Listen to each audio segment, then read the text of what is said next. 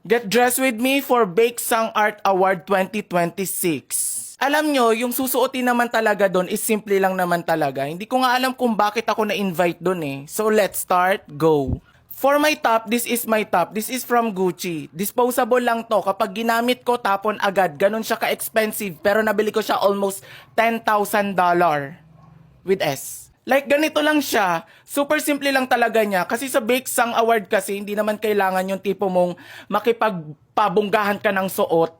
Super simple lang, formal lang kasi dapat ang suot, but elegance. And for my skirt, this is my skirt. So kapag sinuot ko to, magmumukha na siyang dress. Tapos ito, nakuha ko to sa pinakamagaling, pinaka-rare na manggugupit dito sa Pilipinas. Inalkilahan ko to ng almost 500,000 pesos. Mga ganon, peso hindi dollar. Okay, ganito yung magiging itsura niya.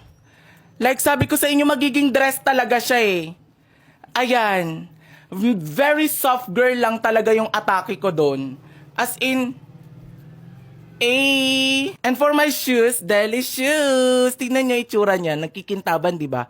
Kasi gusto ko yung mag-ala Cinderella ako doon. Ayan, maglagay din ako ng ganito sa ulo. Pero hindi na ako mag-necklace at saka ano nga to, magbe-bracelet. Kasi gusto ko simple lang eh. As in, simple lang talaga doon. So, ganito lang yung look ko kapag pumunta doon. Super simple lang talaga. So, let's go for the bag. And for my bag, this is my bag. Alam nyo, ito pinasadya ko talaga to sa Hermes eh. Sabi ko, baka naman gawan nyo ako ng ganitong design kasi gusto ko ako lang ang meron na ganito. As in, pinagbigyan nila ako kasi sobrang lakas ko sa kanila. So, ganito lang yung suot ko pagpunta dun sa Bake Sang Award. Ayan. Ayan, ganito. So, this is the final look. Like, ganyan. Diba? Or hindi na lang. Mas okay yung ganito na lang, no? Ayan, no? Tapos, meron pati yan art dito sa likod. Ayan, no? Diba? So, this is the final look. Eh, tapos kapag malakad ako, pak, pak, pak. Gusto ko yung may pahangin. O, tingnan nyo, napunit. Sabi ko sa inyo eh, disposable lang to eh. Get dressed with me for Songkran Day 1! Yung magiging outfit ko, kakaiba, pero waterproof. Okay, mag-start tayo sa top. This is my top, hindi siya colorful, pero malakas ang loob ko, nakikinang ako sa event na yon. Go! Look at my top! Tapos bottom ako, no? And this is my skirt naman, matchy-matchy lang talaga siya, kaya sobrang pasabog yung magiging outfit ko sa Songkran. This is the look kapag suot ko na, like ilalaban ko talaga siya. And for my accessories, gagamitin ko tong Bulgari bracelet and Bulgari necklace. And also, gagamitin ko tong DIY earrings ng Hermes. Like, ganito siya, yung mga accessories ko. Ito sadya talaga to ha. Ganito talaga siya kapag sinusuot. And for my boots, gagamitin ko tong Hermes na bagong labas nila. At isa lang ang meron nito at ako yun. Like, ganito yung look niya. Feel ko na iisip ninyo na hindi naman pang Songkran yan eh. Pang Songkran to kasi waterproof to lahat eh. And also, gusto ko pasabog ako sa Songkran. Okay? And also, gagamitin ko tong belt ng Chanel for my hair. Like ganyan no? Ito yung final look ng susuotin ko eh. Pero proceed tayo sa gun kung ano yung gagamitin ko. Yung pambarel, go. Okay, this is my gun. Like, sorry te, hindi ako papakabog sa inyo mga be. Alam nyo, kaya ito yung ginamit ko kasi mabilis uminit yung ulo ko. So, parang mababa yung pasensya ko. So, kapag binasa nila ako, mabilis ko silang mapaparusahan. And, this is the final look. Yes! Yes! And last, this is the final look. Like, pandigma talaga be. Hindi dumayo doon para magpaapi. Ayan o. Laban? Laban, laban? Yes! Pangmalakasan, ting. Yun lang. Bye! I'm going to Songkran. Are you liking this song so far? If so, this opportunity maybe for you, maybe for you, maybe for you, you. Arizona B is for Vegas models.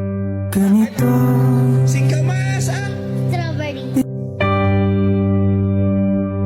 Yung mama ko sobrang sipag mag-upload. Ngayon nagmumukbang naman sila.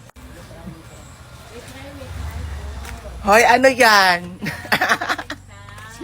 Ano yan? Ba't di niyo ko inaya?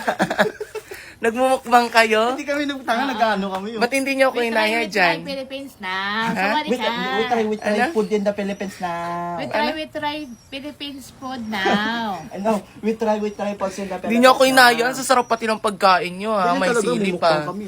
So hayaan natin sila mag-content. Ayan. Mama, you try Kinakarir nila mag-content para 'di ba? More followers, more chance of winning. Yes.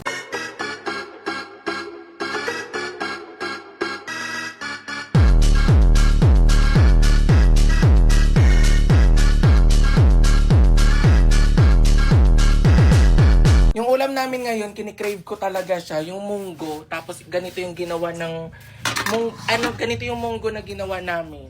Nila pala. Nilang lahat. Ayan. 'Di ba? May hipon, tapos may chicharon. Yung chicharon niyan, ang mahal-mahal niyan. Tapos ito hipon, tapos may ganito. Kaya sa mga nagki-crave ng ng munggo, magmunggo na rin kayo or pumunta kayo dito sa bahay at kumain kayo dito. Pero magdala kayo ng kanin ha. Yun lang.